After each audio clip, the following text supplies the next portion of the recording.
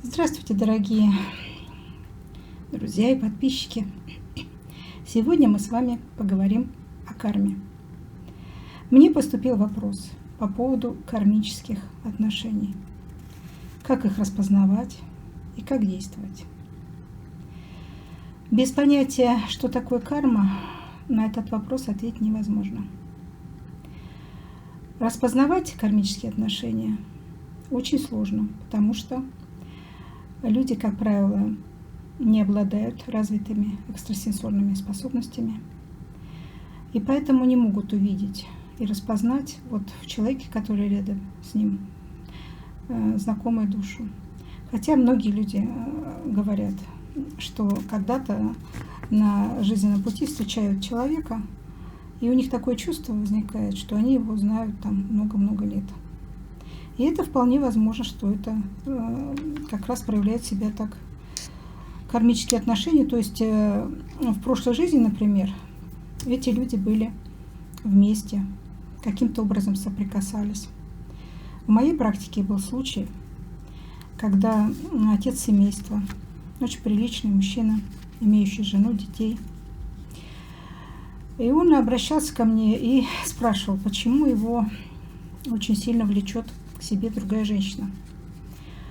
То есть он себе старается внушить, что вот он семейный человек, ему не нужно на нее смотреть, к ней подходить, стремиться к общению с ней. Но, однако, душа к ней тянется. Чтобы выяснить такие вопросы, нужно ясновидящему или целителю от Бога входить во взаимодействие с информационными сутями, и при наличии способностей видеть, ясно, слышать и знать, такие вопросы можно прояснять. И я, собственно, так и поступила. Я по поводу этого человека обратилась к информационной сути и спросила, в чем же дело. И получила такой ответ, что в прошлой жизни эта женщина была его женой.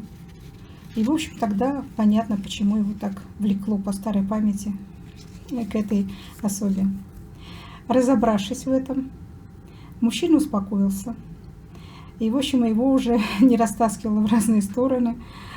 Пропали идеи поменять как-то свою жизнь, развестись с нынешней женой. Тем более, что прежняя женщина его к себе никак не привлекала и не хотела его видеть как партнера, спутника в жизни. И таким образом проблема была решена.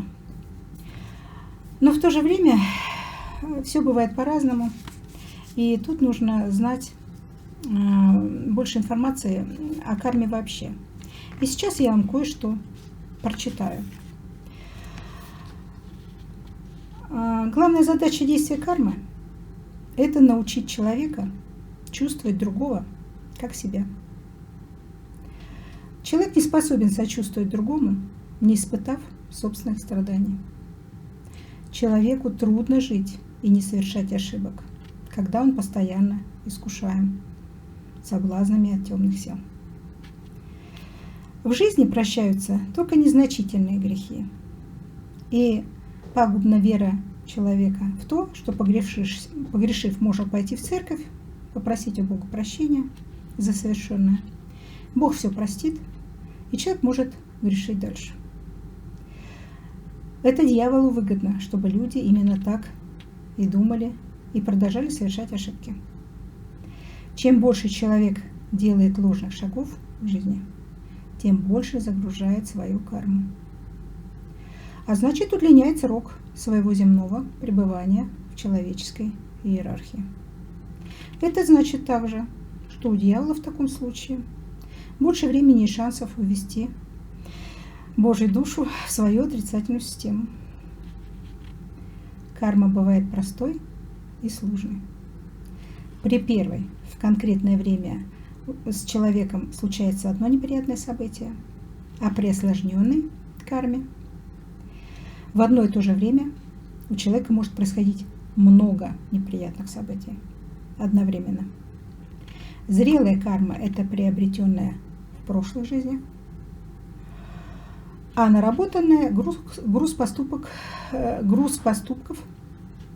текущей жизни. Поэтому получается так, что по законам кармы человек сам себя наказывает, если не исправляет свои недостатки. Покаяние его таким образом переносится на следующую жизнь. Возмездие в полной мере в этой же жизни высшими считаются легким наказанием. Когда человек знает, за что наказан, это переносится легче, чем когда он не знает этого, страдает, мучается, задает себе вопросы и не может понять. Такие вопросы его могут мучить всю жизнь. И таким образом душа постоянно находится в поиске ответов. Память о прежнем воплощении души специально стирается высшими для чистоты эксперимента. По законам кармы человек может быть и вознагражден. То есть это движение двустороннее. Наказание и поощрение. Высшие добиваются того, чтобы душа человека чувствовала и отторгала все низкое, чтобы накапливала в матрице энергии высшей сознательности. Но не каждую карму можно отработать. И в то же время с помощью кармы корректируются определенные космические процессы, держатся в дозволенных рамках. Карма не может быть полностью снята молитвами или какими-то процедурами. Покаяние, признание человеком своих ошибок. Покаяние учит его думать о последствиях неправильного поведения, способствует развитию мышления, умению признавать свои ошибки и исправлять их. А если человек грешит, кается и вновь грешит, то такое покаяние считается бессмысленным в глазах высших сил. Лишь покаяние с последующим исправлением действий человека в лучшую сторону ликвидирует карму от поступка. Карма человека формирует и его кончину, потому что умереть можно по-разному. Каким будет следующее воплощение души, решают владыки кармы.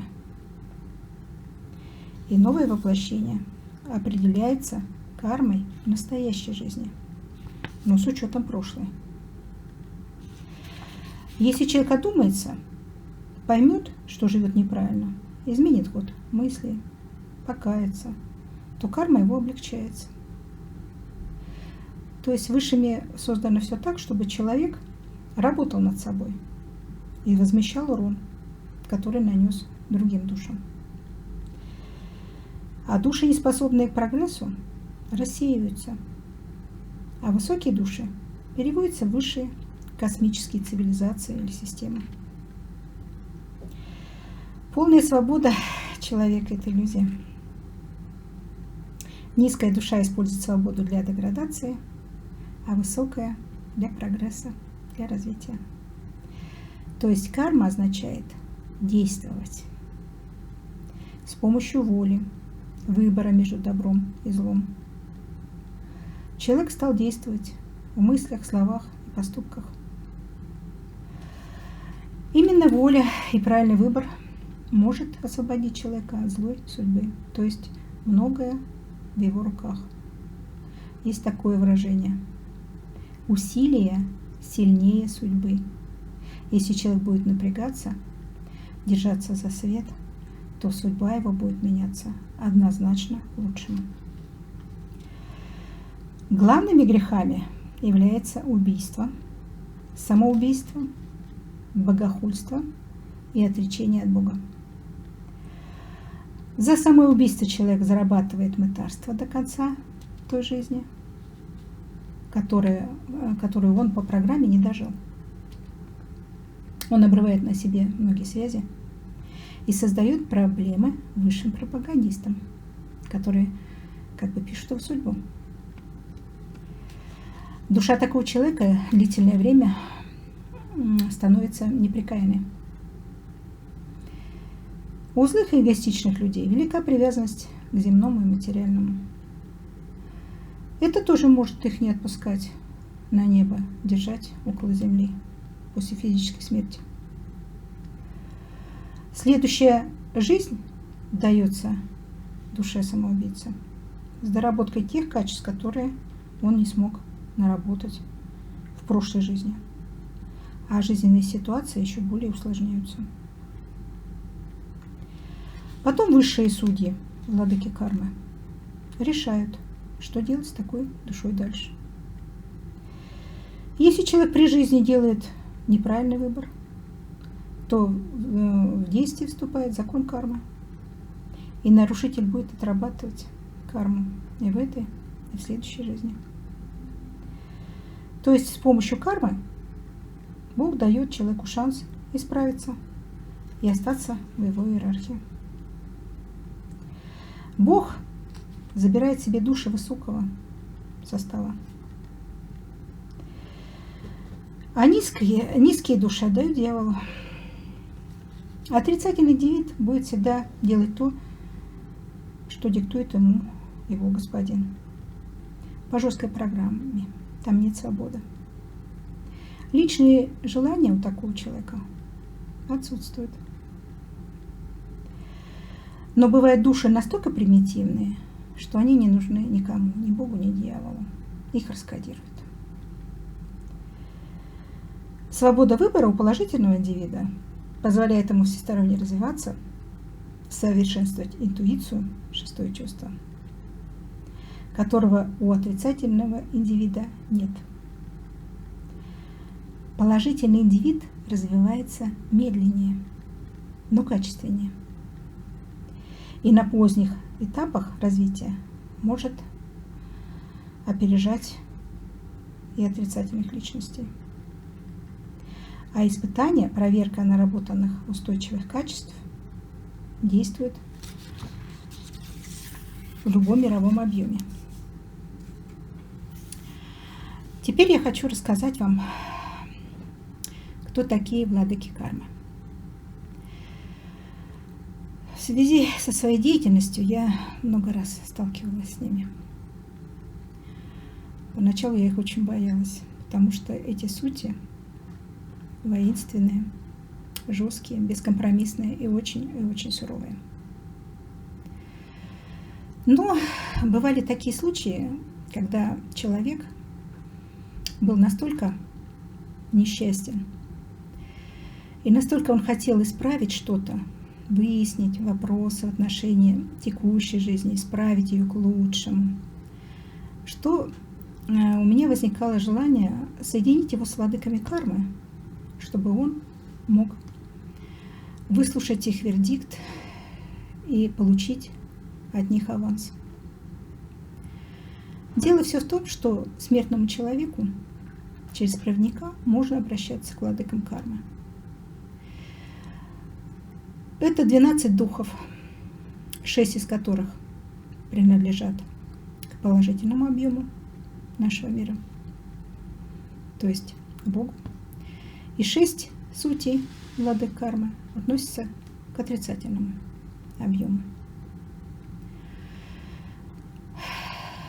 С помощью их, с помощью такой вот встряски, человек может проснуться к новой жизни, что-то серьезно поправить в своей жизни и каким-то образом эту жизнь менять.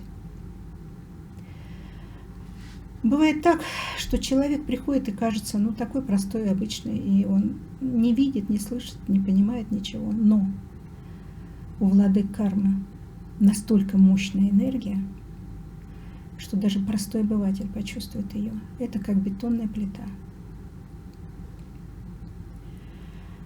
Они знают о человеке все. Они сканируют его за 30 секунд. И бывали такие случаи, когда, обращаясь к владыкам кармы и получив их указания, в жизни людей действительно многое менялось к лучшему. Во-первых, они начинали понимать, что есть Бог над нами, высшие сути, которые в конце жизненного пути будут рассматривать всю его жизнь с точки зрения добра и зла, что он сделал хорошего, что он сделал плохого, и на какой уровень он может после земной жизни претендовать. И в этом плане хотелось бы сказать, что всем нам всегда нужно думать и помнить о том, что земная жизнь конечна. Когда человек умирает физическим телом на земле, его душа поступает наверх, в чистилище. В христианстве говорят, что он попадает в ад. Нет. Это, конечно, не ад. Это суд владык кармы. Там прокручивается вся жизнь его при свидетелях. И человек при этом, душа его, очень страдает. Он понимает, что вот одно, другое, третье он сделал не так. Нагрешил. Вел себя во многих случаях неправильно. При этом присутствует его ангел-хранитель, заступник его. И тут как раз важно, что может ангел-хранитель сказать о человеке, как может за него хлопотать. И в то же время, если человек пошел на вот такой ритуал, на кармический, на встречу с владыками кармы, это говорит о том, что он хочет меняться к лучшему. И владыки кармы могут дать ему шанс. Например, женщина мечтает иметь ребенка, а по физическим данным и по другим прочим она не может это сделать. Владыки кармы могут дать ей зеленую улицу. Или, например, человек замучился в нужде уже, в конец. И ропщет, и страдает, и устал от всего этого. И он может то же самое через проводника обращаться к владыкам кармы и просить большего благоприятствования в жизни. И ему может быть дано. Часто бывает такое, что они ставят человеческой душе условия. У меня был очень такой показательный случай в этом плане, когда приехал ко мне молодой человек и стал говорить о том, что вот он ходил к одной, к другой ясновидящей. Ну, я имею в виду нормальных специалистов в этом деле. И все они хором говорят о том, что через 2 года он может погибнуть в аварии на дороге. Он, конечно, был напуган. И в конечном итоге мы с ним встретились. И я тоже стала смотреть и тоже пришла к такому же выводу на информационном сеансе. Карма у этого молодого мужчины была очень и очень отягощена. Это были 90-е годы, когда он воровал и мошенничал. И много чего себе позволял лишнего. Хотя, собственно, мог жить вполне благополучно.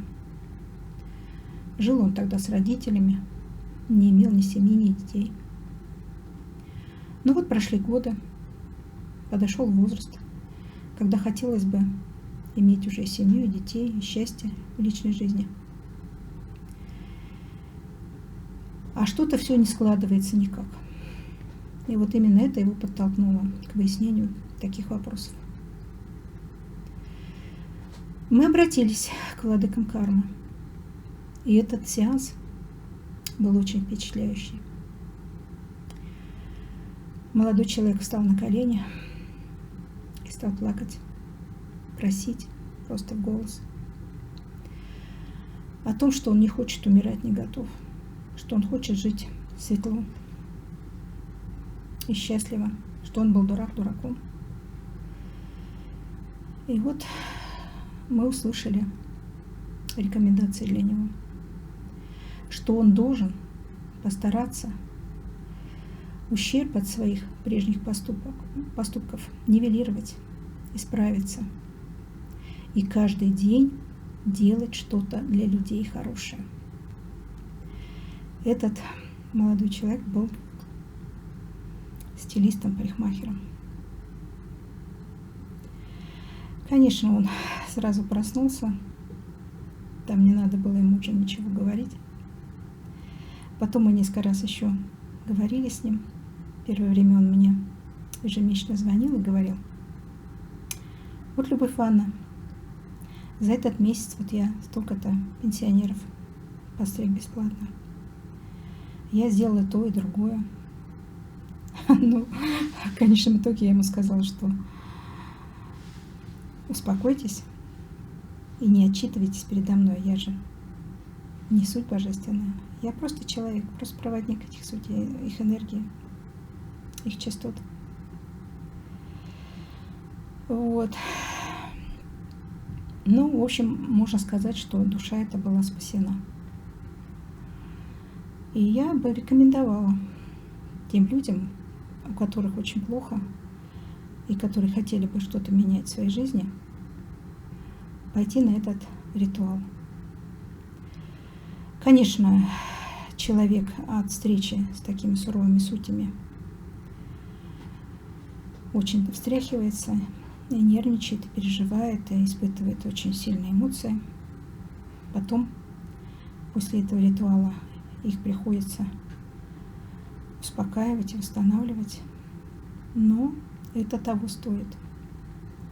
Человек практически становится другим. Он более осмысленно живет и действует. Вот что я хотела рассказать вам сегодня о карме. Будьте здоровы, счастливы.